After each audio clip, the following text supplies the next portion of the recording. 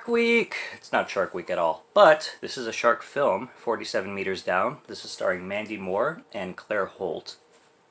Everybody knows Mandy Moore, I think. Claire Holt I wasn't too familiar with, but they're both really, really, really good in this film. And this is directed by Johannes Roberts. Johannes Roberts is responsible for directing The Strangers Prey at Night, and he's going to be directing the new Resident Evil reboot. And I I bought this film because I love it, and I found it cheap. And this viewing again, I loved it just as much. I think this is a very, very well done thriller. Way better than Crawl, the crocodile movie. By far better. I don't know why I'm comparing crocodiles to sharks, but they're both animal creature feature thrillers, so that's why. And then I watched 47 Meters Down Uncaged once, and it's directed by Johannes Roberts again, but I couldn't get through it. I didn't like it at all. I was maybe 25 minutes in, and I know I probably should give films more time. Like, actually, here's the thing. I used to give films half an hour, and if they bored me within half an hour, I just stop. But one, I thought half an hour wasn't enough, and two, I thought about it a little more, and maybe I mentioned this in another video. This is kind of sounding familiar, but maybe not. I have decided to give films a third of their length, and I think that's very fair. So, because if I give half an hour to a film that's an hour and a half, that's a third. But if I give half an hour to a film that's 3 hours, that's just not fair.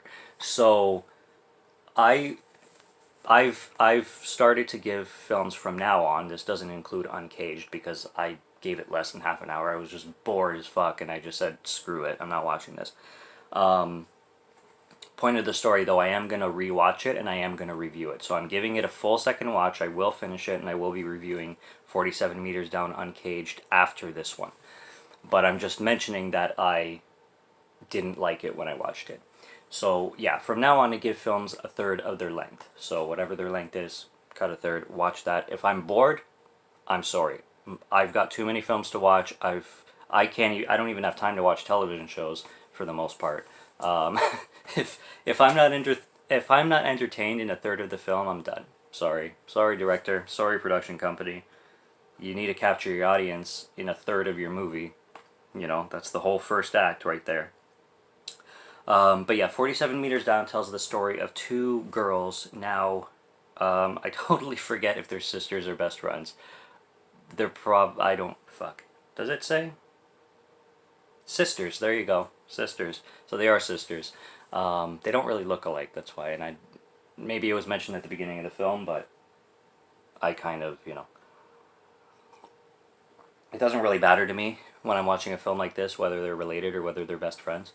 But these sisters are vacationing in Mexico, and Mandy Moore's character, Lisa, unfortunately gets broken up with right at the beginning of the vacation, where she is by herself. Her boyfriend or ex is not with her, and he's moving out back where they're from, while she's now on vacation trying to enjoy it as best as she can, even though she's having a hard time doing so, with Kate. And Kate is a very free-spirited party chick who wants to show Lisa a good time, but Kate is very, like, spontaneous. She's right into anything. She's down for anything. She's an automatic yes with pretty much everything.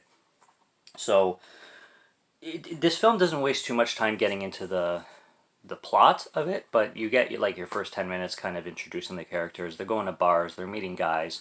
Kate is obviously trying to get Lisa over her ex, and they meet these two guys, Johannes and Taylor, I believe. And as Johannes, they meet, and Johannes is the one that invites them to this underwater cage dive, where they're in a cage and, you know, viewing sharks and stuff. Kate's right on it. Lisa's hesitant, obviously, because they just met these guys, and they don't seem like they've done this very many times. The Johannes character and everything, like the way he's speaking, he seems kind of not shady, but inexperienced, to say the least. And, you know, like, I would be a no. I'm a very, like, cautious guy myself, so knowing where this film is going, I'm already dreading, like, Kate being so into it and Lisa being hesitant, but but kind of being, in a sense, peer pressure to do this. But they end up going for it, and they go on the cage dive, and unfortunately, they end up in an accident where the cage falls 47 meters down into the ocean, and they have a limited air supply, excuse me, and they're surrounded by sharks, and their only means is hope of being saved, basically. I love the cinematography in this film. With being underwater, there's so many shots that show so much darkness and isolation. The claustrophobia is real in this film, not just with the cage, but being so far under that there'll be like shots where it really shows this abyss kind of lagoon, kind of no light penetration shots of this underwater graveyard. Not that's the best term I can come up with, but like where no life is other than sharks and water. That's it, and you know, sand on the ground on the ocean floor. But yeah, it's just such a hard-hitting claustrophobic film, and one of the best thrillers, like involving, you know, killer animals or something, like whatever you want to call it, involving, you know, nature, danger, whatever kind of subgenre you want to put this film in. It's pretty much a creature feature horror thriller, claustrophobic horror thriller kind of thing. And it does a really great job with it, and the acting is great from both leads, and I just think it's phenomenal, and really like entertaining. Like it doesn't bore you at any point of it, kind of thing. They went, or Johannes, he wrote it too, I'm pretty sure.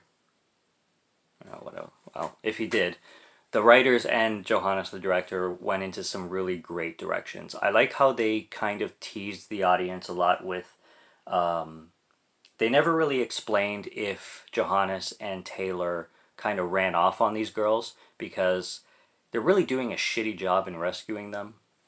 I mean, they don't seem to be taking the situation as crazy serious as it is, or being sympathetic or understanding in how scared these girls are, because like terrifying shit happens with, I mean, they can't, the cage itself, the cage had really big gaps in it where a person could fit through, and I thought that was going to be stupid, because I thought that they wouldn't play into it at all, because all they have to do is take their tank off and crawl through the gap and swim like crazy to the surface. But they really explain why they can't do those kinds of things.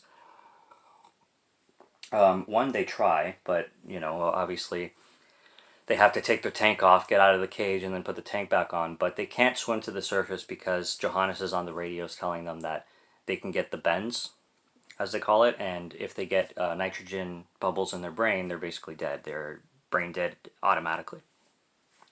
They also have a risk of hallucinating, because at one point they need extra oxygen, but with a second full oxygen tank, a lot of nitrogen will make you hallucinate, and hallucinating in that situation is an absolute, you know, dangerous thing, kind of thing. So it really builds up to the claustrophobic situation even more, and it keeps the tensity of the film like really up there.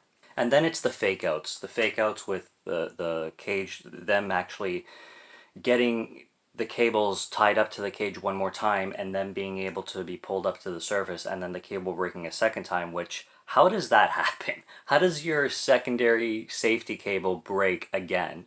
Like, these girls are just shit out of luck. And then when that cage traps Kate, traps Lisa. Lisa's the one that's trapped by the leg, because the cage bar is slammed onto her leg. First of all, I'm pretty sure her leg would be crushed by that cage. That cage looks heavy as fuck. It's not just going to pin her leg down there. Second of all, she's pinned down there for quite a while to the point where blood circulation would completely like paralyze her leg, and like it would like it would be purple, like dark purple. Like it wouldn't. I don't think she would be able to, once she does get free, be able to swim at all. I'm pretty sure like it would be a much harsher situation than the film played it out to be. But you know, you can't make a film like this without some parts of it where you have to suspend your disbelief, because that's just how these films are going to work. But this one doesn't overdo it to the point where it becomes stupid. It just does it enough where it keeps you engaged in what's going on in the film, and it doesn't go to like stupid territory. But and then lastly, I like a lot of people hate the end of the film for this because it purposely makes the audience wonder whether they got saved or not, because a huge chunk of the third act is just a hallucination. It's Lisa being still stuck in the cage where she thought she used an inflation device. I'm wondering what that inflation device was, by the way, and if it had the power to lift the cage, because again, this cage looks heavy as shit. Where she gets free, she finds Kate, and then she hallucinates the two of them going up to the surface, even though in reality Kate is actually still dead because she got nailed by a shark. And there is some clues, some really clever clues that Johannes Roberts laid out to kind of give you a little bit of a sense of they might be hallucinating. One, they mentioned that with the extra oxygen they could hallucinate, and two, she cuts her hand, and there's blood going everywhere, and we all know blood attracts sharks. And also when she leaves the cage, she finds Kate, and Kate's leg is completely mangled. Like there's blood everywhere. But for a lot of this time, other than when they get to the surface in hallucination, or like other than when she hallucinates them to getting to the surface, no sharks are coming after them. And there's blood, like clouds of blood in this water. And you would think that they would be, like this would be heading to sharks, like multiple sharks coming at them, but it doesn't happen. And even though they're bleeding everywhere, and it kind of gives that really small hint on this potentially being a hallucination, which it ended up being. But after the hallucination, the it shows the rescue crew coming to rescue Lisa from being pinned by the leg, and it shows that everything after her what does she do? She grabs the harpoon and is able to use the harpoon hook to pull the oxygen to herself, and that's where she puts the second oxygen tank back on. And then everything after that was basically a hallucination because she got way too much nitrogen to the brain. And the very ending of the film, where she's being carried up to the surface again, it leaves you wondering if that's a second hallucination, because you really never know. So she hallucinated once, and then after her dream state. And there's been times where like I've been in dream states kind of too, like trying to sleep or whatever, where I think I'm somewhere else, but then I realize myself waking up in bed, and then everything I dreamt was just a dream, and then I feel really trippy. So I can only imagine that happening 47 meters underwater when you're bleeding from the hand and surrounded by sharks and in a really dangerous situation. Waking up from that dream where you're safe and realizing that you're still pinned by the leg by a cage and absolutely fucked, and your sister is dead, and you haven't found her, like you were hallucinating / dreaming the whole time. I mean, disturbing stuff to say the least, like psychologically fucked up. This film goes there. This film is it's a psychological thriller. It's very claustrophobic. I'm claustrophobic, so it really it emphasizes on the danger with just enough suspense or suspending of disbelief needed, but still like really, really getting under your skin with the situation that these poor girls are in.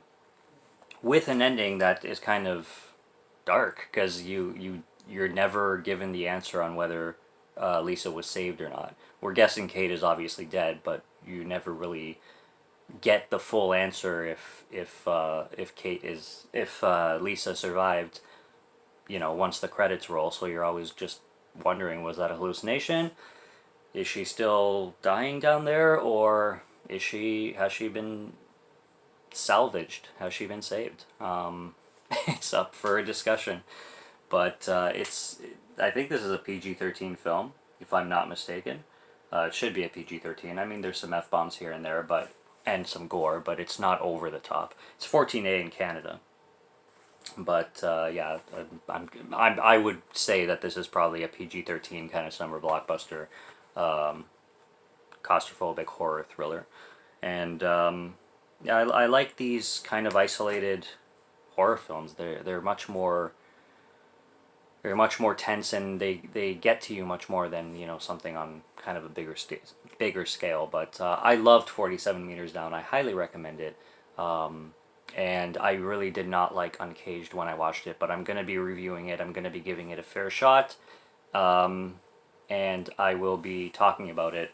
And I could be surprised. I could love it. I mean, it wouldn't be anywhere close to the first time that's happened, where I watched a film and hated it, and then watched it a second time and really liked it. Because, sometimes I just don't give the films the chance that they deserve. As bad as that sounds, I mean, sometimes I'm just not in the mood, or I'm thinking about something else, and then I'm not really. Sometimes I miss things, and I'm like, fuck this. I hate this movie, or But then I'll think about it again, and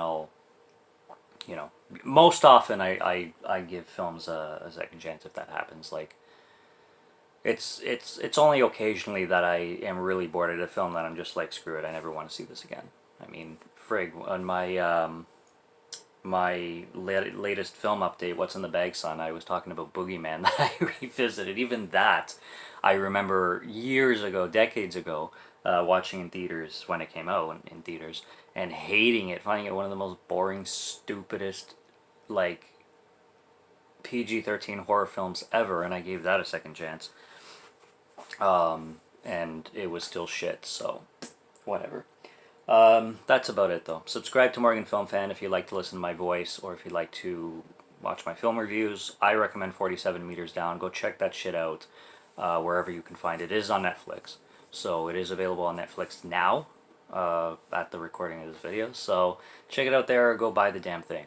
So, support the industry. Buy your films. And I'll be back for more reviews whenever. So until then, take care and cheers.